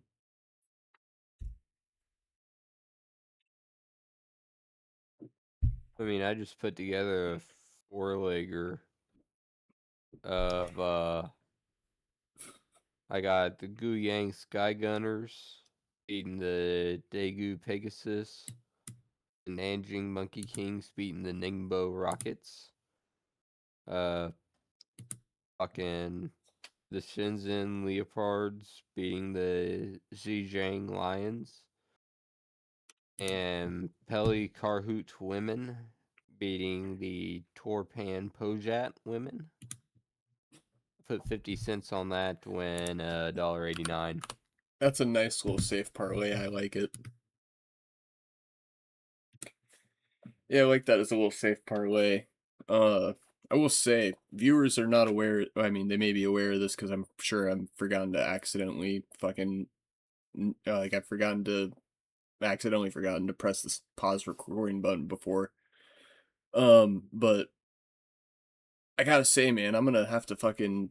I think what I'm gonna do going forward for the pod is every time that I'm gonna go in and post, like after we film, and I'm gonna add like a little like text bubble, and every time that I have to take a piss break throughout the duration of the pod, I'm gonna slap a fucking like a digit up there, like it's the South Park shit counter.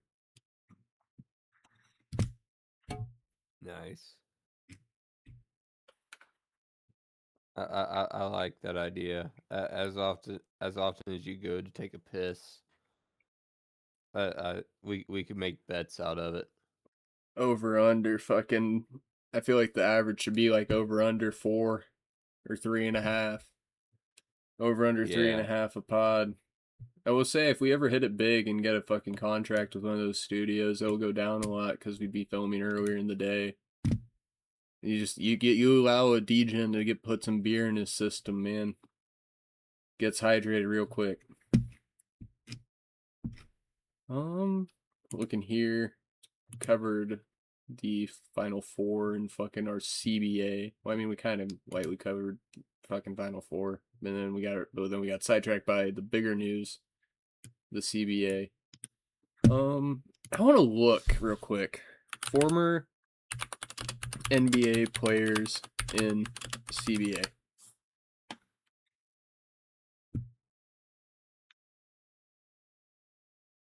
Metal World Peace played in the CBA.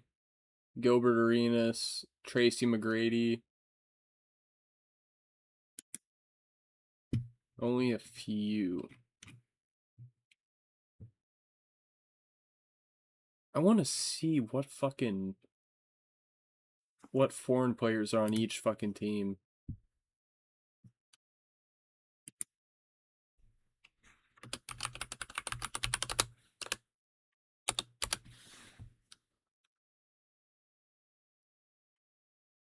Taco Falls on. Okay. Oh my god. I think we may need to bet against the fucking J. Cole team tomorrow.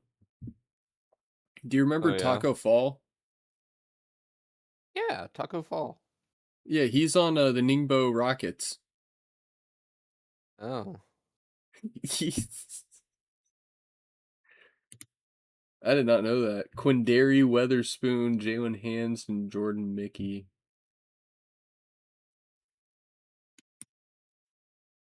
I don't know any of those guys outside of Taco Fall. I will say I do love how with Taco Fall he's just like he didn't do shit in the NBA, but everyone just remembers him because of how fucking tall he was.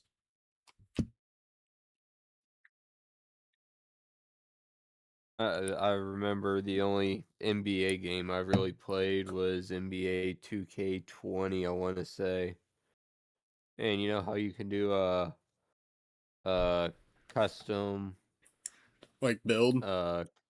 yeah, custom build.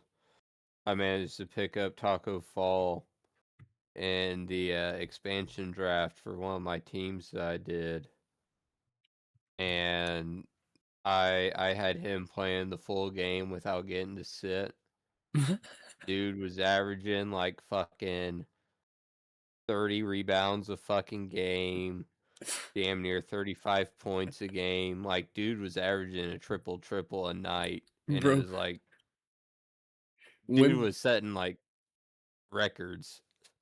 Bro was Wemby before Wemby even could have like bro was Wemby before Wemby was even in fucking high school, dude.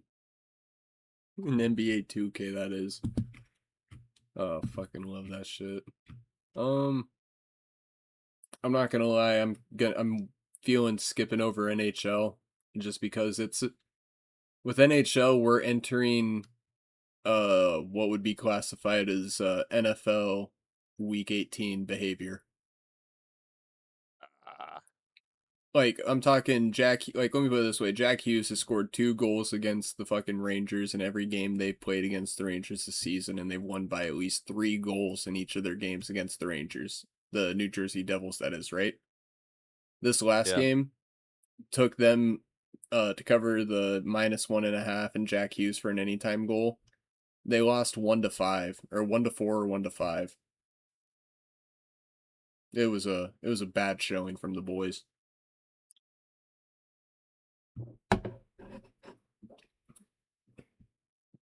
And like the other issue with NHL too at this point is you see teams just kind of doing shit for the sake of fucking doing shit.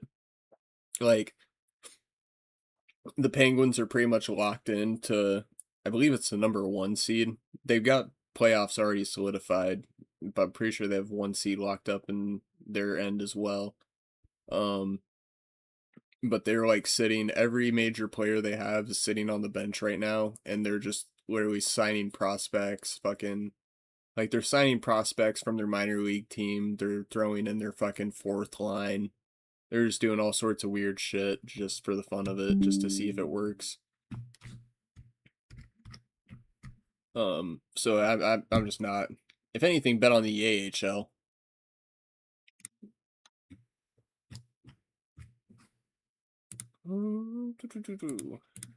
So you're telling me to stop doing my my top 2 guys for each game to have 2+ shots on goal for the time being. For the time being, okay. So for the time being, what you should do is you should go like I could either give you a list, or you could go on ESPN and look at a rundown of like who's bottom of the rankings. Take like what you're going to want to do is you're going to want to go look at those teams who are bottom of the rankings, like the worst teams who are already eliminated from playoffs, just kind of playing for the sake of fucking playing right now. Go to those teams, take players in the middle of the pack or at the very bottom, take those guys for 2 shots on goal, and they'll probably hit it. It just, Okay. it's like NFL Week 18 when Washington Commanders with fucking, or not even fucking Cowboys with Dak Prescott, they got playoffs locked up, so they're like, fuck it, Cooper Rush time.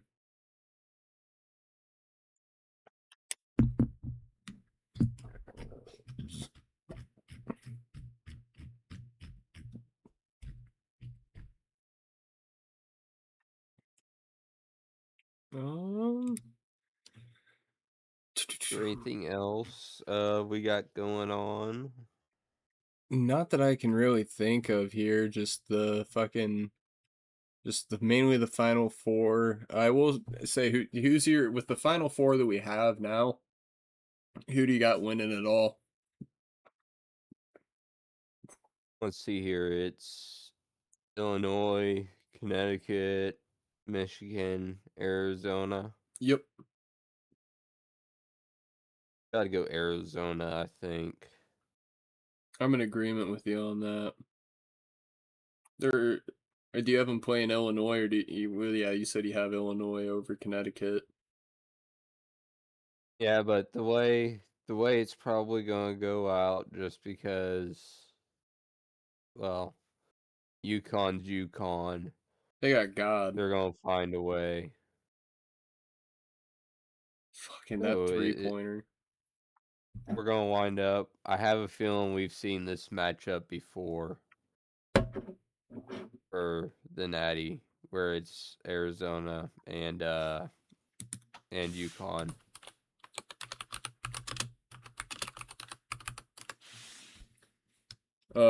They played early in the season. Connecticut lost 67 to 67 to 71 to Arizona. No, I'm saying for the Natty. I'm pretty sure we've seen these two play each other for the Natty before. Oh,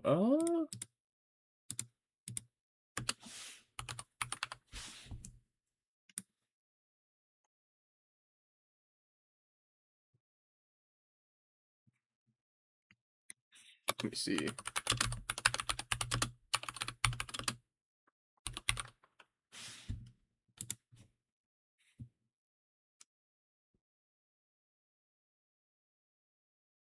Oh, okay, you're thinking women's. Okay. Arizona women's in 21 beat UConn 69 to 59 to win their first ever Natty. That's probably what I'm thinking of then. It's like it's one of those things where you don't ever really think about college women's basketball because it's a fucking slug to watch. But it just March Madness, women's brackets, men's brackets all kind of get fucking tied together. If there's a big upset or a big news, it comes out. Yeah. Only thing I can really think of tonight is or for the rest of the episode is go 1 second here.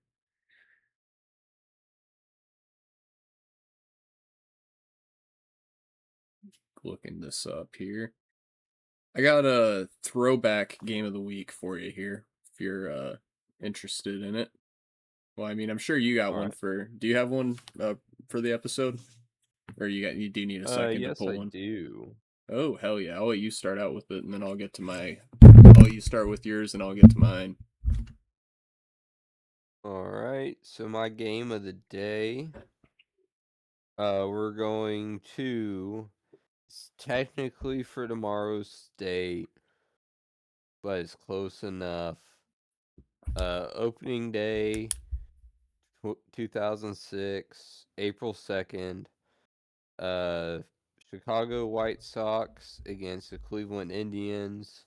They're at U.S. Cellular Field in Chicago. Good night game on the south side of Chicago, where the White Sox will wind up beating the shit out of the Indians and scalping them 10-4. Mark Burrell for the Chicago White Sox went 7 innings with 7 hits, 4 earned runs with 1 base on balls, or 1 walk, 2 strikeouts.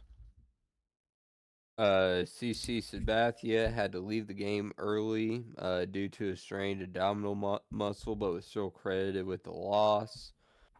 He went 2 1/3 innings on 6 hits, 3 earned runs, 2 walks, 2 strikeouts. Jim Thome for the White Sox went 2 for 3 with a home run and RBI, 2 runs scored and 2 walks. That was in his first game for the White Sox. Shit. Joe Creed for the White Sox also went 2 for 4 with a home run and 4 RBIs. And Victor Martinez for the Indians went 2 for 4 with a home run and 3 RBIs. Pretty much this was the beginning of the 1 year where the White Sox was actually decent. went 90 for 72. They did wind up missing the postseason entirely that year, finishing third in the American League Central. Shit. That's pretty fucking good. I got a pretty monumental one. I don't know how I think you're a fan of him. I could be mistaken, but it's pretty big news for my game of the day on the NHL side. Internet Sport game of the day for the NHL. We have the Carolina Hurricanes versus the Atlanta Thrashers. The Atlanta Thrashers won 5-2, clinching their first playoff berth in fucking franchise history with their combining their win with the Maple Leafs losing to the Rangers. That's they got their first playoff berth in Thrashers history. They're first in their division right now. It's looking really good for them. It's looking really good for the Thrashers. They're having a good postseason, or they're looking to have a good postseason. Hurricanes, on the other hand, they're gonna creep it. The way it's looking right now, Hurricanes are gonna creep into the playoffs. I don't really know how well they're gonna perform in the playoffs. They're just kind of sneaking in there. But Thrashers, man, they first playoff berth in history, and I think they can make a run at it this year. Nice. And then also, too, I want to give a shout out to Jonathan India, second baseman for the Kansas City Royals. Had career hit number 601 tonight. Shit. And it just so happens that career hit number 601 happened to be a bases loaded grand slam. God damn. What a fucking way to do it, huh? Yeah. Shout out to Jonathan India. Yeah, well, And his hit, he also got his 600th hit in this game. And you need to go back and watch the highlights for this game because I guarantee you it'll be in there. It was ruled a single because he got thrown out trying to make it to second. But he hit a loop pop-up in the infield. Pitcher was really the only guy that seen it through the fog. But third baseman missed it. Like, landed right in between his glove and his stomach on the grass. And, yeah, that's how he got his 600th hit on what should have been just a routine fucking pop out. shit. Congratulations to Jonathan India on that one, man. That's fucking 600 hits is fucking, you got to be in there for a while to pull that one off. Oh, yeah. And I want to say, I could be remembering this wrong, but I want to say on the broadcast, that was his first Grand Slam since 2024.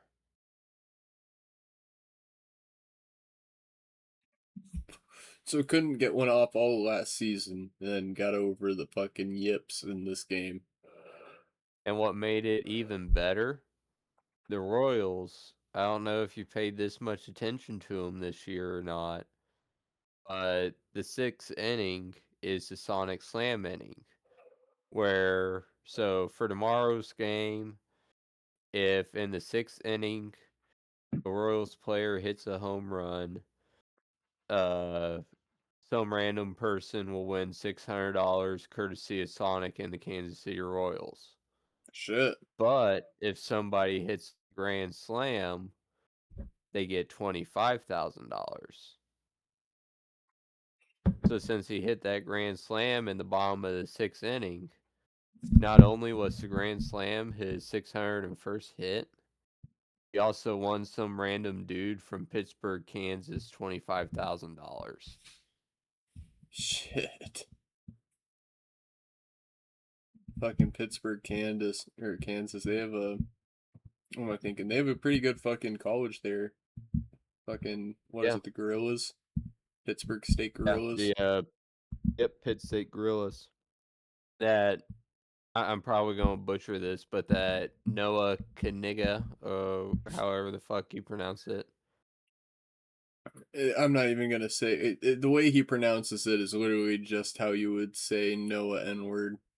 I'm not gonna fucking I'm not gonna say the proper pronunciation because it'll just get me it'll just get this shit canned immediately. But yeah, he came out of Pitt State and transferred to Eastern Michigan. Yep. Shit. Good fucking squad right there then. Know their team. They have a bunch of fucking championships and they're a really good D2 school, I know that. I know they're really good in fucking Division 2 ball.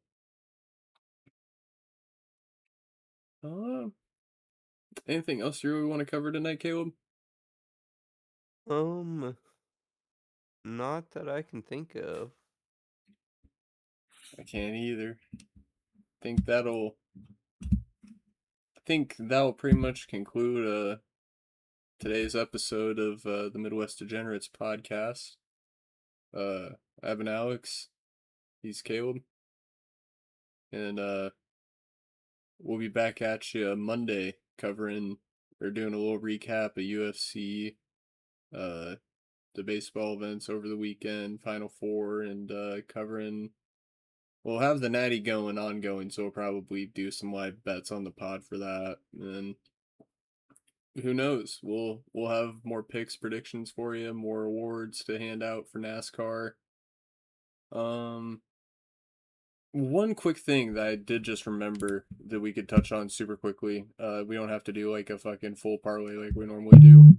Who's got the best chance of winning the Valero Texas Open?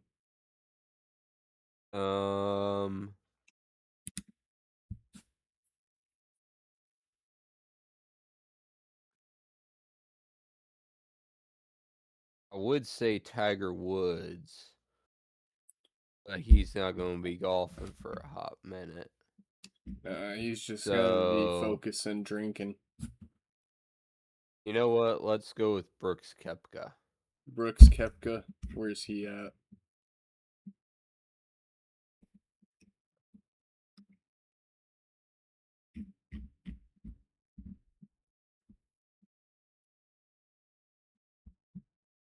Because I want to say next weekend is the Masters. He's going to want to get in the Masters form.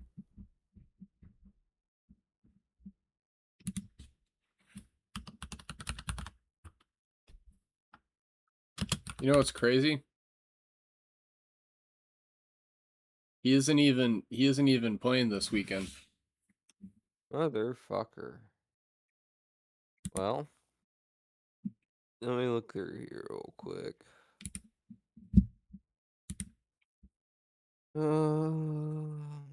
I think it's one of the Japanese fellers this week.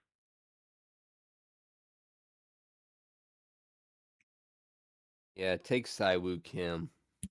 Watch that guy smoke darts on the fucking course. I like it. I like it. All right. So with that, that's all of our picks for today's episode. We'll recap everything on Monday. Have more picks for you on Monday. I'm gonna try and see if Monday could be our first. I'm gonna try and see if I can get fucking webcam set up so we can finally, because I know Caleb's got a whole Royal setup going on. Got a whole Royals. I know Caleb's got a whole Royal setup. I got a whole setup going, and hopefully we can get that fucking going next up. The new centerpiece of it is a Jac Caglianone rookie card. Fuck yeah, dude. That's a good one right there. I need to was take it shocked to by one of that. these games and get it signed. I was shocked you pulled that, honestly. Like the amount of shit that you you send me the pictures of the cards that you bought, the amount of fucking Royals you pulled from that was insane. Yeah, I mean I got 2 different Bobby Witt Juniors. That's a fucking solid pool. Like, I don't even know how to describe it, man. Even if you aren't pulling the cards, you have ridiculous luck because it's like I have no value myself for an NDSU card, but it's like I'll be doing fucking college football card pools and I'll just be getting into like I got fucking that Cam Miller one and I'm just like shit, I have no value for this, but I'm sure Caleb would want it.